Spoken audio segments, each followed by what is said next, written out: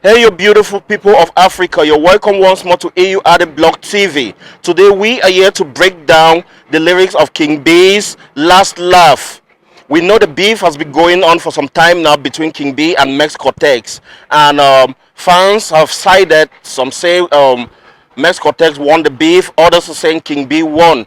But before we are able to establish the winner of this beef, we have to take into consideration certain factors. The first thing we need to know, we need to consider the three main ingredients that make up a good rap music. First, we have content, right? Content has to do with the lyrics, and it has to do with the punchlines, it has to do with the bars and wordplay. Now we also have no. I forgot one thing about content. Content too has to be contextual. They need to be. You need to put your content in context, right? So there are four things under content. That's punchline, bars, and wordplay and context. Now the next ingredient we have the flow.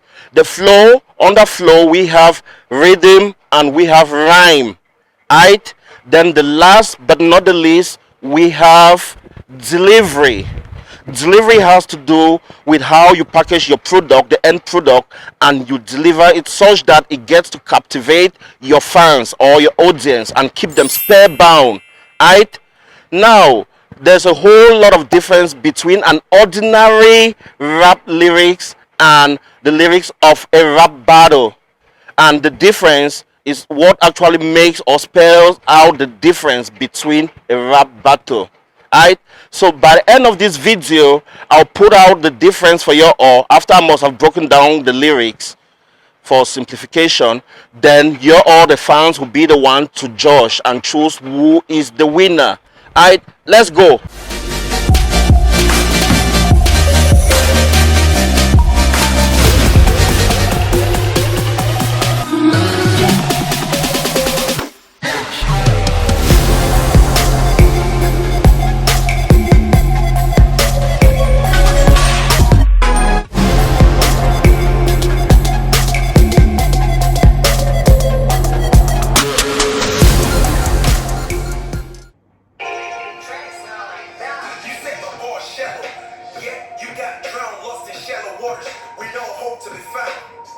You said my bars shallow, yet you get drowned, lost in shallow waters, with no intention, with no hope to be found. A clown with no account, talking body counts and nobody.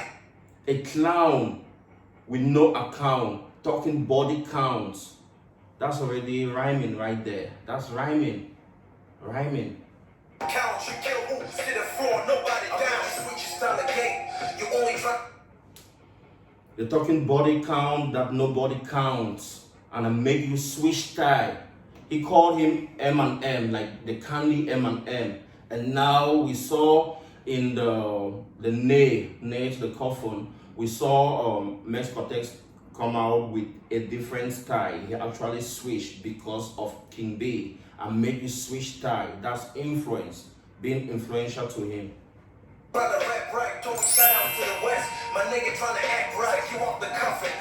And we know Mex Cortez was calling out countries, and King B called him like it's supposed to be MC to MC, rapper to rapper, bars for bars, punchline for punchline. And now at the end of the nail to the coffin, we heard Mex Cortez giving props to West Africa for the first time, thanks to King B. We saw that for the first time. That's a left right. You're still so wrong for what you did. Like you left right. Google or not, I still rap in Swahili. That's when I killed you. Google or not, I still rap in Swahili. That's when I killed you. Google or not. Mex Cortez came at him like you went to Google and you Google Swahili and you put that in your lyrics and try to rap in Swahili. But he's telling him, Google or not, I rap in Swahili, and that's when I killed you. Let's go. So he's trying to paint Mex Cortez some Indian, and he's telling him, no matter what, you still can rap in Hindi. Right? Let's go. I can rap in any language I want. Man, this shit is really easy. It's cool, chop. Okay, me, I can rap in any language I want. That's King B right there trying to flex his lyrical muscles in different languages, proving how versatile he can be. Alright, let's go. Amigo, soy el número uno. Africa sabe quién es. Segundo, el continente africano.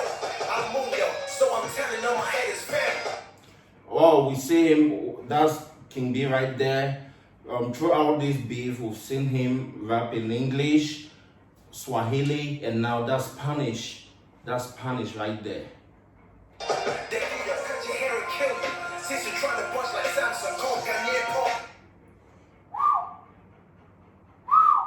I cut your hair and killed you. I cut your hair. I cut your hair. I cut your hair and killed you. Since you're trying to punch like Samson. Wow, that's a killer and hard punchline right there.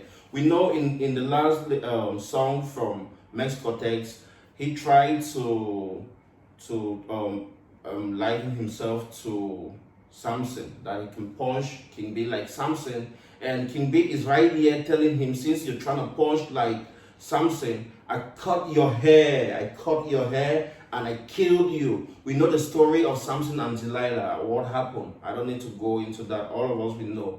So that's some sort of punchline, and we call this in rap terminology like flipping. You're taking your opponent's lyrics, you use it to your advantage. You flip it back at them. Right? Let's go. Wow, you call Ghanaian pallbearer with a Samsung. That's his rhyming. He's rhyming the Samson with Samsung. And let's keep going.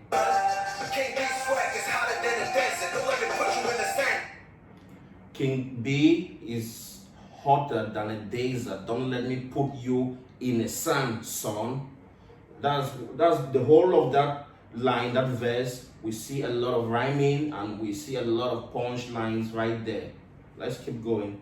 You gave me 48 hours. I came out in 22. I gave you 30. Yeah, you couldn't pull through.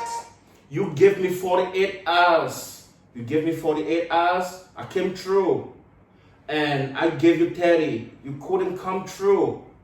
That's another punchline. Punchline. A lot of us, we don't actually know what punchlines are. Punchlines are actually like the last stroke that breaks the camel back. But in a battle, a rap battle lyrics, you have to get a lot of punch lines in the whole setup for you to win the battle. Right? You have to get a lot of those in it. It's just like in a boxing match, the KO blow that knocks the opponent down. In rap, we'll call that punch line. But in rap lyrics, you have to have a lot of punch lines. Let's keep going. So tell me who's who. I treat my enemies like a breaking event. So I'm gonna put you on the news too. I'm a hard rapper with I treat my enemies like breaking events. So I'm gonna put you on the news too. I treat my enemies like a breaking event. I'm gonna put you on the news too. And it's happening. I got body. Beef kills, man, I got bodies. Use your own language in a fucking diss track. Beef and something like got body. I use your local language. You use your what in a diss track. I use your local language in a diss track, something like that. That's how you rap back and forth, nigga, like a rodeo. Get played on the radio. With your diss till 220. Radio, rhyme scheme again. We get rhyme scheme right there, right? One nigga, if you're ready, I'm so fluent in my mother tongue. You don't have to look far from. So Mex Cortez was like, King B can rap in his local language, and King B is telling him, You don't have to look that far. I already dropped a song. You can check on maybe my YouTube or something. I already dropped a song in my local language. You can check that out. But you can hear it in my other songs. I drop Rap Citizen. Okay, you can hear it in my other songs. I drop Rap Citizen. Alright, let's go.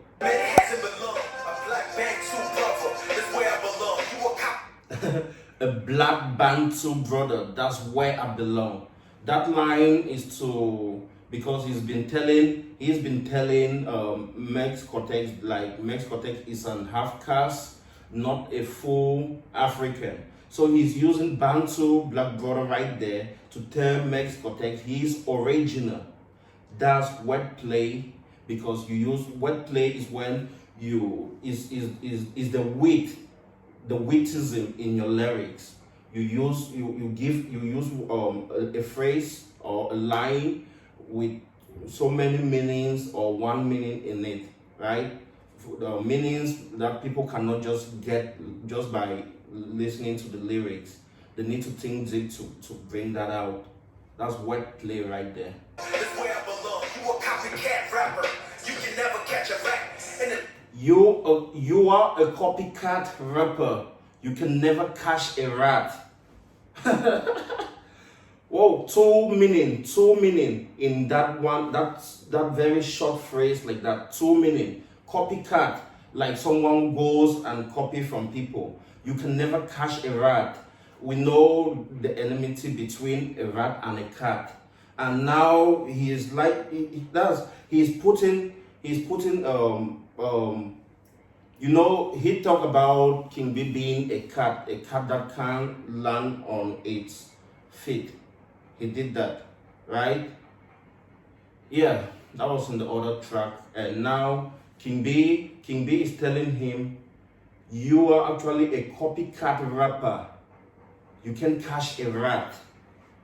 What the one job we know cats do is to catch rats. So how can you be a cat who cannot catch a rat? In this case, we have to bring it in the context of rap. So if we have to bring it in the context of rap, what does that mean? It means Mex Cortez is that rapper who does not even know what rap is. A single line with so many meanings in it. Now, a copycat, in other sense, it means someone who goes out there to plagiarize and copy things, stuff from other people. We already know Mex Cortez tried to reference Eminem and did some sampling of Eminem stuffs. So let's go.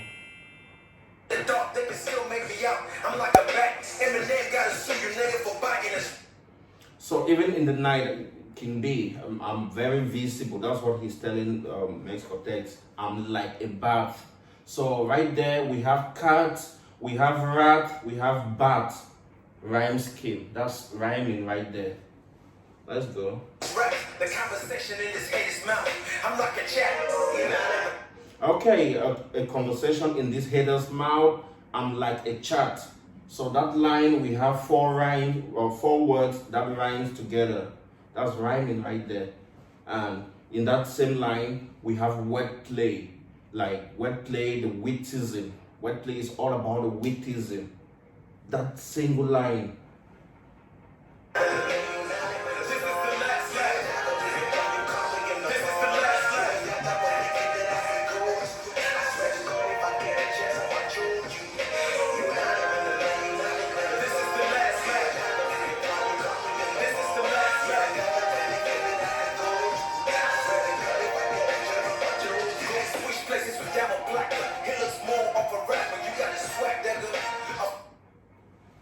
Go switch places with Diamond Platinum.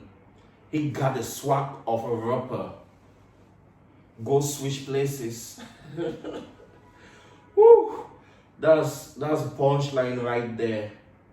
Yeah, that's like a heavy punch. Punch. Punch. Punch.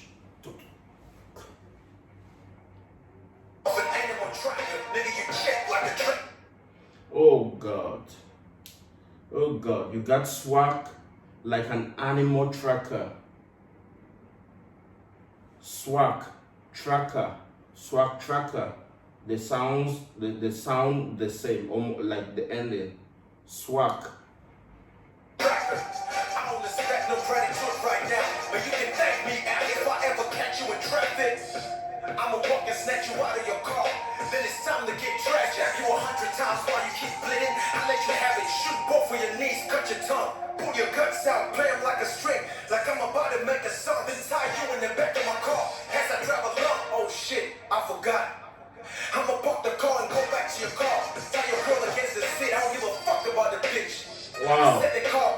King D really came pretty hard on this one. He came extremely hard with a lot of wordplay, with a lot of punchlines, and the whole bars. What's bars? Bars actually is a rap terminology you use to describe a lyrics that is pretty much good. So there's a lot of bars right here, a lot of them.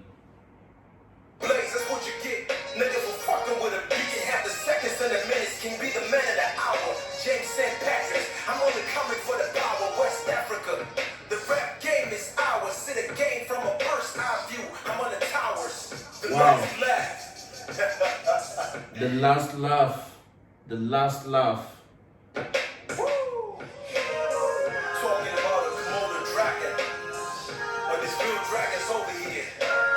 Wow, Mex Cortez actually talk about Commando Dragon, and now he is using that against him. He's using that against him. That's what battle is all about. You get to use your opponent's words against them. You use your opponent's words against them, right? He talk about Commando Dragon, and he is there to tell him the real dragon is here, spitting fire. That's bad.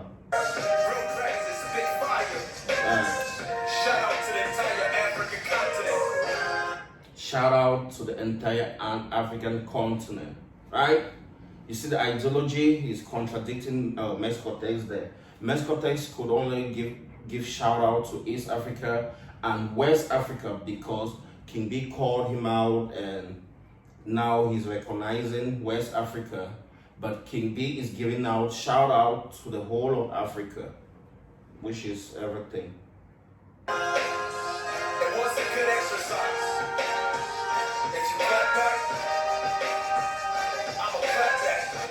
It was a good exercise, lyrical exercise. If you clap back, I will clap back.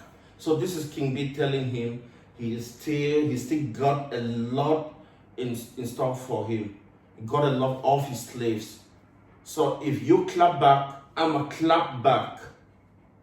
But we already know Mex Cortez went on social media and he said he only did the last diss track for his fans. So we'll see that as some sort of running away or giving up from the battle.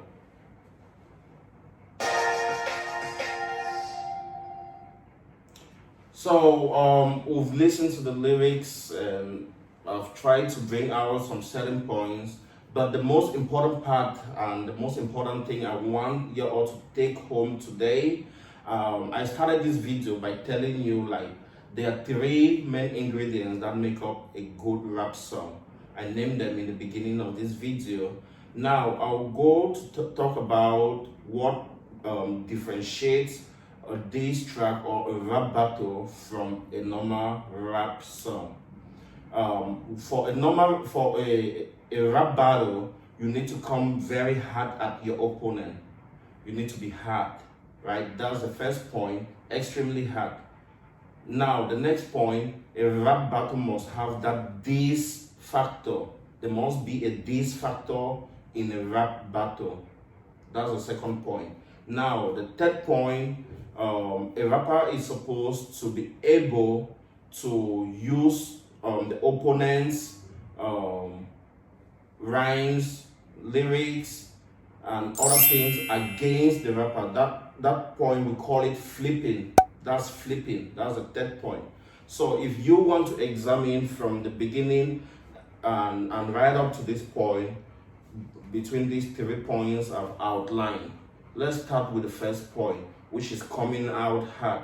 Who has been very hard, because if you look at the content,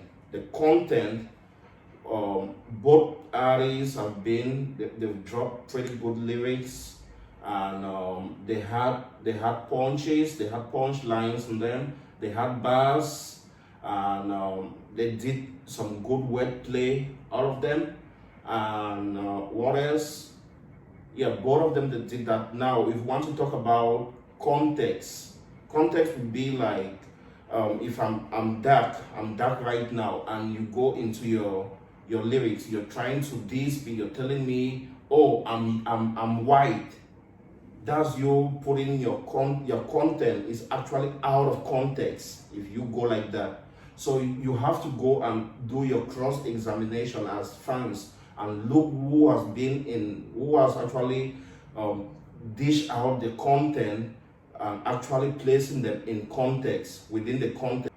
They both had good flows, they had rhymes, they had, the rhythm was there. Rhythm is all about modulation, how you place your voice on the beat to do your final delivery. So they both had the flows were good. And we saw Mex Cortez came like with two different styles rather. He came with two different styles, and one was a copycat, like the style from Eminem, and the next track he came with another style. So we look at the flow, we judge from there. We look at the third point, which happens to be delivery, how well packaged everything was, whose voice, whose rap delivery is more captivating. Just by you listening, you don't have to know the artist. Like if you're just passing by and you just hear some good rap music, who had delivery, a better delivery between both artists, who had a better delivery. You look at all of those little points like that. Now, after that, you go to the extra points, like you want to look at who was pretty hard, who was hard. After looking at all of that, the next thing you want to look at is the diss factor. The diss factor has to do with slammering your opponent's body features and slammering their rhymes and lyrics. Who did that word for word? Like every line for line, you slammer at it. Who did that? Who actually placed the slammering of body features in context? You don't go and tell your opponent you have big eyes, whereas the eyes are small. That's you slammering out of context. It doesn't make sense. You don't go and tell them they are Indian, or they look like Indian, whereas they look typical Africans. That's you being out of context with your slammering. Now, for you to slammer their lyrics is for you to try to throw tantrums, like you come up with counter lyrics to slammer every word they use against you. Who have you seen done that? Like word for word, slammering at the opponent's lyrics. Who did that? You be the judge. You look at that. Now, the next point, using your opponent's rhymes and lyrics against them or for your advantage. This is what we call the flip factor. Like coin, we know coin. A coin got a flip side, two sides. So you have to be able to use your opponent's rhymes to flip them back to them, against them. Who was able to do that? You all should be able to look, you cross-examine, and I think both artists at that one, they got it, but who got more? Who had more? If you're able to examine all of these things, then we'll go to the extra factors in this particular rap battle, like timing. Yes, timing is not supposed to be a factor, like timing, like, yeah, it's not supposed to be a factor. If we are out there, we're actually battling, timing is not supposed to be a factor. I need to take my time and come at you. But if myself, I put time to be a factor, I made time to be a factor, then timing becomes very important in the whole scenario, in the whole thing. Now, Mex Cortez had an interview with Shanti, and he was like, he can destroy King B with just a freestyle. Now they got into the real thing. He gave King B 48 hours. King B came at him within 22 hours, and King B gave him 30 hours, and he could only come like maybe 48 hours later. So the timing factor, we need to look at that as well. Now, the next factor we need to consider, we need to look at giving up. Who is giving up and who still got much to offer? So far, King B has gone right up to the third round, and we still have Mex Cortez at the second round. So if Mex Cortez doesn't clap back, that's an indirect way to tell us he has given up. And all the fans are there to be the judge. So you make your decision and you let us know in the comment section who you think actually won the rap battle between these two artists. Alright? Thank you very much for staying with me right up to the end of this video. You have a nice day and stay blessed. Choose!